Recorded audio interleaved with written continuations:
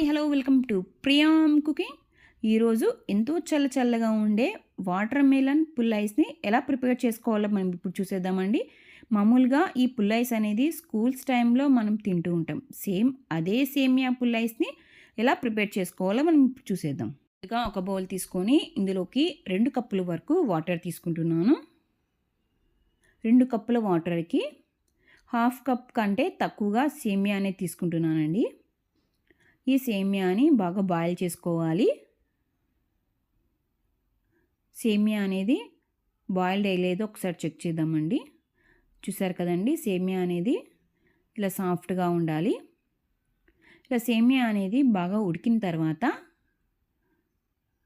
వీటిని stove off చేసుకొని వీటిని ఫిల్టర్ చేసేసుకుందామండి. ఈ సేమియాని ఒక బౌల్లోకి ఇలా ఫిల్టర్ చేసుకోవాలి. ఈ సేమియాలో వాటర్ మొత్తం ఇలా ఫిల్టర్ చేసుకున్న తర్వాత ఇందులోకి 1 గ్లాస్ వరకు నార్మల్ వాటర్ వేసుకోవాలి. ఇలా నార్మల్ వాటర్ వేయడం వల్ల సేమియా అనేది అతుక్కోకుండా ఉంటుందండి. తర్వాత ఇలా చిన్న పీసెస్గా కట్ చేసుకున్న వాటర్ మెలన్ని ఒక మిక్సీ జార్లో తీసుకొని జ్యూస్లా ప్రిపేర్ చేసుకోవాలండి.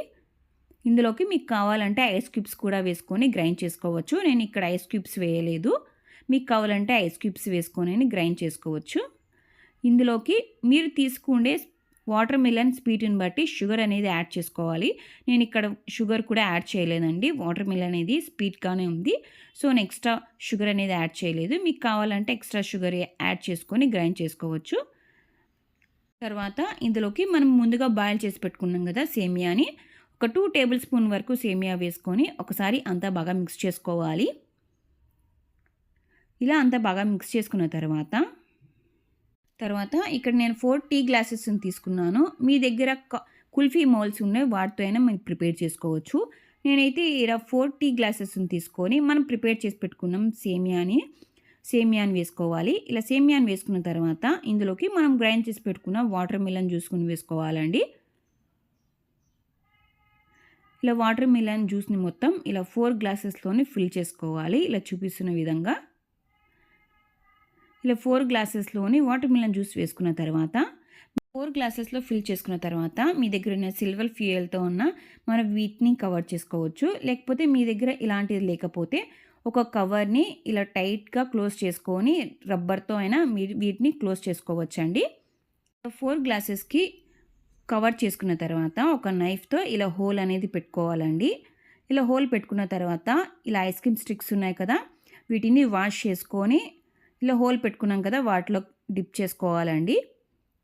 ఈ ఐస్ క్రీమ్ని ఒక 6 to 8 అవర్స్ పాటు ఫ్రీజర్లో పెట్టుకోవాలి. ఒక 6 అవర్స్ తర్వాత చూపిస్తున్నాను చూడండి. మనము ఇప్పుడు వీటిని డిమోల్డ్ చేసుకుందాం. డిమోల్డ్ చేసుకునే ముందు ఒకసారి నార్మల్ వాటర్లో ఒకసారి బాగా డిప్ చేసుకోవాలి. ఇలా డిప్ చేయడం వల్ల మనకు ఐస్ క్రీమ్ అనేది ఈజీగా డిమోల్డ్ అవుతుందండి. ఇలానే అన్ని ఐస్ క్రీమ్స్ని నార్మల్ వాటర్లో డిప్ చేసుకొని తీసుకున్నాను.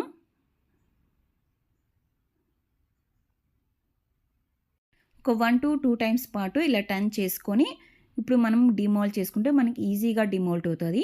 చూసారు కదండి, సేమియాతో వాటర్ మిలన్ ఐస్ క్రీమ్ అనేది ఎంత ఈజీగా ప్రిపేర్ చేసుకోవచ్చో. సమ్మర్ వచ్చేసింది కదండి, ఇలా పిల్లలకి సేమియాతో వాటర్ మిలన్ ట్రై చేయండి. పిల్లలు చాలా ఇష్టంగా తింటారు. చాలా ఈజీగా కూడా మనం వీటిని ప్రిపేర్ చేసుకోవచ్చు. కొంచెం డిఫరెంట్ టేస్ట్ ఉంటుందండి, కానీ టేస్ట్ చాలా బాగుంటుంది. సో ఆలస్యం చేయకుండా ఈ సమ్మర్కి ఇలా వాటర్ మిలన్తో ఐస్ క్రీమ్ ట్రై చేయండి. ఎలా ఉందో కమెంట్ బాక్స్లో తెలియచేయండి. ఈ రెసిపీస్ మీకు నచ్చినట్లయితే మీ ఫ్రెండ్స్కి రిలేటివ్స్కి లైక్ చేయండి, షేర్ చేయండి, కమెంట్ చేయండి. ఇలాంటి ఎన్నో రెసిపీస్తో మరి మీ ముందు ఉంటాను. Thank you for watching.